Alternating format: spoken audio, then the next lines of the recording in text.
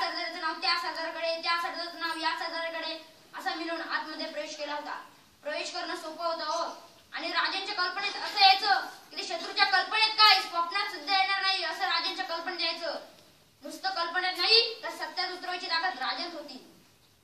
खानाला स्वप्नात तरी वाटलं असेल का लाखांची फौज आहे, आपण मध्ये सुरक्षित आहोत, 600-700 मावळे घेऊन शिवाजी राजा इथे येईल, स्वप्न तरी वाटेल का? आणि वाटलंच तर तो म्हणेल बरंच आहे ना, आतमध्ये आला तर गार्ड जाईल. पण राजा आतमध्ये जातात, जे साध्य करायचे ते करतातच, पण बाहेर पडायचं कसं?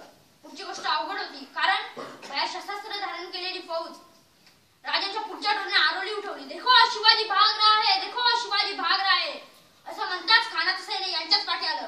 कुठे तर कात्रजच्या घाटावर. आणि ठरलेल्या योजनेप्रमाणे आधीच खाली झाडांना मशाली बांधल्या होत्या.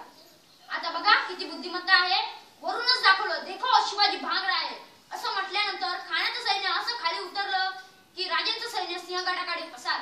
आणि खानाचं सैन्य खाली जाऊन बघते तर काय त्यांच्या लक्षात येतं की हे तर बैल आहेत. मग त्यांना समजतं की शिवाजी राजांच्या बुद्धिमत्तेपुढे आपण सुद्धा बैलच ठरलो. दुसरे बुद्धिमत्तेचं उदाहरण आहे, पेडगाव जवळ बहादूरगड नावाचा किल्ला आहे. बहादूर खान तिथे सरदार होता, किल्लेदार होता. भुईकोट किल्ला आहे. राजांना खबर मिळते 200-300 जातीवंत अरबी घोडे आणि काही खजिना या गडावर आलेला आहे. पण बघा कमीत कमी लोकांमध्ये जास्तीत जास्त बुद्धिमत्ता चालून हा खजिना कसा लुटला जातो ते. 9000 सैन्यांची निवड केली जाते या मोहिमेसाठी. 2000 सैन्य एका बाजूला आणि 7000 सैन्य दुसऱ्या बाजूला. राजांचेच गुप्तहेर अफवा सोडून देतात. ती बातमी खानाच्या कानापर्यंत पोहोचते. कोणती गुप्त बातमी की 2000 मावळे पश्चिमेकडील दरवाजाने लपत-छपत येत आहेत. ही जगजाहीर असलेली बातमी खानाच्या कानापर्यंत पोहोचते. ते गावाकडे नसतं का? तुला म्हणून सांगतो, दुसऱ्या कोणाला सांगू नको असं करत करत ही बातमी खानाच्या कानापर्यंत आलेली असते. आणि हीच ती बातमी. खानाला वाटतं आपलं गुप्तहेर खातं इतकं सक्षम आहे, येऊ देच मराठ्यांना, बघूया काय करतात ते. मराठी ठरलेल्या नाट्याप्रमाणे लपत-छपत घाबरत घाबरत पश्चिमेकडील दरवाजाने आत शिरतात. खानाला चेव चढतो. खानाचे सर्व सैन्य 2000 मराठ्यांवर तुटून पडतं. मराठ्यांना लढायचंच नसतं, लुटूपुटीची लढाई होते, मराठी पळू लागतात.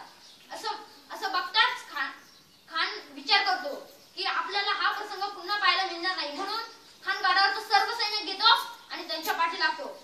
पण मराठे म्हणजे वारास, ते थोडी ना खाण्याची आहुती गावतायत. आता गडावर कोणीच सैनिक नाही असं म्हटल्यानंतर 7000 मावळे गडावर येतात. आणि मग आता लढायचं कुणाशी? सगळे घोडे आणि काही खजिना आहे तो त्यांचा घ्यायचे, त्याच घोड्यावर खजिना टाकायचा आणि जितक्या कमीत कमी वेळात पसारवता येईल असं पसारवायचं. राजे पसारवतात. हा बहादूर खान, बहादूर शिपाई, बहादूर सरदार इकडे बघतो तर हा प्रसंग.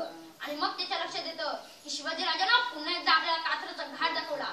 राजांच्या प्रत्येक कृतीला, कार्याला बुद्धिमत्तेची जोड आहे. त्या पाठीमागे राजांचा सखोल विचार होता.